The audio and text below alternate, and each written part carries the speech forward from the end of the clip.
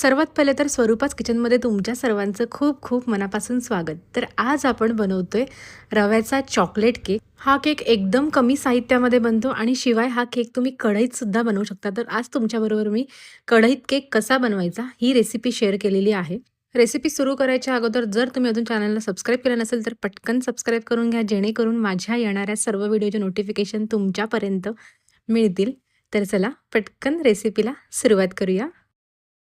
तर आता सर्वात पहिले आपल्याला इकडे आपला केक टिन रेडी करून घ्यायचा आहे, ज्यामध्ये आपण केकचं बॅटर टाकणार आहोत. तर मी इथे हा फक्त ऑइलने ग्रीस करून घेतलेला आहे. तुम्ही यामध्ये बटर पेपरसुद्धा वापरू शकता किंवा इथे मैदासुद्धा डस्ट करू शकता. पण मला असंच बेक करायची सवय, त्यामुळे मी इथे असंच तेलाने ग्रीस करून घेतलेला आहे. तर हा आपल्याला टिन सर्वात पहिले बॅटर बनवायच्या अगोदर तयार करून घ्यायचं आहे. त्यानंतर आता इथे मी एक मिक्सरचं भांडं घेतलेलं आहे. मिक्सरच्या भांड्यामध्ये आपल्याला रवा घालायचा आहे. रवा घालून तो आपल्याला छान असा मस्त बारीक करून घ्यायचा आहे. आता मी इथे एक बाऊल घेतलेला आहे. बाऊलमध्ये मी घालते दही, त्याचबरोबर इथे घालायची साखर आणि हे आपल्याला मिश्रण छान असं मस्त मिक्स करून घ्यायचं आहे. म्हणजे जोपर्यंत आपली साखर मेल्ट होत नाही तोपर्यंत आपल्याला हे बॅटर असंच मिक्स करून घ्यायचं आहे. म्हणजे ही पूर्ण साखर ह्या दह्यामध्ये वितळली पाहिजे. तर आता हे बघा, इथे आपलं बॅटर जे आहे ते तयार झालेलं आहे. आता ह्यामध्ये घालते मी तेल. तेल घातल्याच्या नंतर आपल्याला पुन्हा हे तेल आपल्याला दही आणि साखरेच्या मिश्रणमध्ये इथे व्यवस्थित मिक्स करून घ्यायचं. म्हणजे छान असं फ्लफी होईपर्यंत आपल्याला असंच कंटिन्यू मिक्स करत राहायचं आहे. तर आता ह्या प्रोसेसला कंटिन्यू मला इथे 1 ते 2 मिनटं लागलेली आहेत. तर हे बघा, इथे आपलं बॅटर छान आणि मस्त असं फ्लफी झालेलं दिसतंय. तुम्ही बघू शकता बॅटर अशाच कन्सिस्टन्सी पाहिजे. तर ही परफेक्ट कन्सिस्टन्सी आहे. हे बॅटर होईपर्यंत पुढच्या प्रोसेसला अजिबात जाऊ नका. तर आता ह्यामध्ये आपल्याला घालायचं आहे बारीक केलेला रवा. रवा घातल्याच्या नंतर पुन्हा हे बॅटर आपल्याला व्यवस्थित असं मिक्स करून घ्यायचं. तर चला, आता इथे रवासुद्धा आपला व्यवस्थित मिक्स करून झालेला आहे.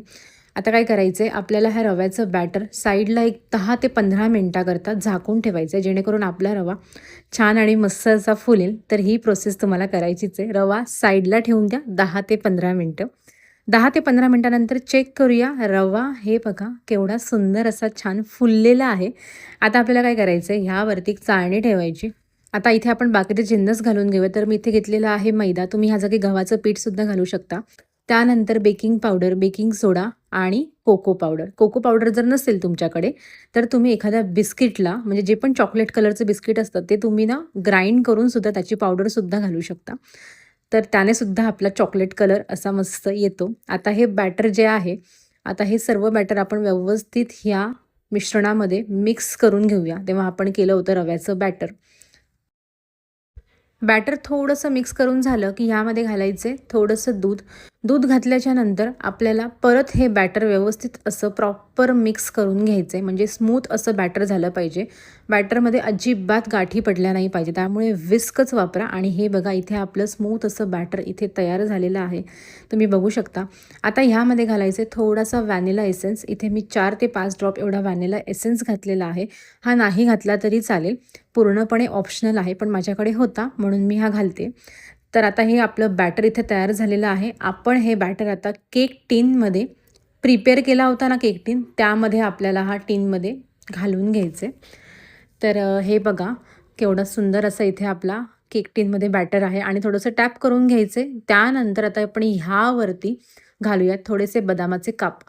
हे पण ऑप्शनल आहे, तुम्ही ह्या जागी तुमचे आवडते ड्रायफ्रूटसुद्धा घालू शकता. तर आता हे आपण बेक करायला ठेवूया. तर इकडे मी कढई पहिले प्रीहीट करून घेतली होती आणि कढईमध्ये हे बघा असं स्टँड ठेवलं होतं. आता ह्यावरती आपल्याला हा टिन ठेवायचा आहे आणि वरतून आपल्याला हे असं झाकण लावून घ्यायचं आहे. आणि हे झाकण आता आपल्याला 35 ते 40 मिनटं अजिबात उघडायचं नाही आहे आणि स्लो गॅसवरती असाच आपल्याला केक बेक करून घ्यायचा आहे. तर आता 35 ते 40 मिनटं झालेली आहेत आणि आता आपण चेक करून घेऊया की आपला केक कसा बेक झालेला आहे. तर सर्वात पहिले आता झाकण तुम्ही ते अलगद उचला, कारण का हे गरम असतं, चुकून तुमच्या हाताला चटका लागेल, त्यामुळे जरा सांभाळून. आता हे बघा आपला केक केवढा सुंदर असा मस्त इथे बेक झालेला आहे. म्हणजे कढईमध्ये मला इथे कम्प्लिटली 40 मिनटं लागलेली आहेत. 40 मिनटाच्या वरती ते केकला टाईम नाही लागलेला आहे. आणि आता हे बघा, इथे मी टूथपिक घालून इन्सर्ट करून दाखवते. आपली टूथपिक केवढी क्लीन निघालेली आहे, अजिबात बॅटर चिपकलेलं नाही आहे. याचा अर्थ आपला केक इथे तयार झालेला आहे. आता गॅस बंद करून आपण हा टीन बाहेर काढून घेऊया आणि सर्वात पहिले तर हा टीन आपल्याला म्हणजे हा जो केक आहे तो आपल्याला थंड करून घ्यायचा. त्यानंतरच आपल्याला हा केक डिमोल्ड करायचा आहे. तर इथे मी घेतलेली आहे एक नाईफ म्हणजे सुरी. सुरीच्या साहाय्याने आपल्याला साईडच्या कडा ज्या आहेत त्या अशा सोडवून घ्यायच्यात. हे बघा अशा प्रकारे. त्यामुळे ना केक ना लवकर डिमोल्ड होतो आणि पटकन बाहेर निघतो. म्हणजे साईड जे आहे ते टीनला चिपकून राहत नाही. तर हे बघा आता इथे मी एका टेबल टॉपवरती इथे मी टीन उलटा केलेला आहे आणि आता आपला केक केवढा सुंदर असा बाहेर निघालेला आहे. हा कढईमध्ये बनवलेला केक आहे, तुम्ही बघू शकता. आता हा आपण एक पीस कट करून तुम्हाला मी दाखवते. हे बघा केवढा सॉफ्ट आहे. कट करताना इझिली आपली नाईफ जी आहे ती आतमध्ये लगेच जाते. आणि हे बघा आपला एक मस्त मास्टरपीस बनून तयार झालेला आहे. केकला छान आणि सुंदर अशी मस्त जाळीसुद्धा पडलेली आहे, तुम्ही बघू शकता. केवढा सॉफ्ट आणि रवाळ केक दिसतोय आपला. तर तुम्हाला आजची रेसिपी कशी वाटली हे मला कमेंट करून नक्की सांगा आणि व्हिडिओ आवडला असेल तर प्लीज माझ्या व्हिडिओला एक लाईक, शेअर, सबस्क्राईब करा जेणेकरून मला सुद्धा मोटिवेशन मिळेल. तर चला परत भेटूया असंच एका छान छान रेसिपी बरोबर. तोपर्यंत असंच छान छान खात राहा आणि स्वरूपाच किचनला बघत राहा.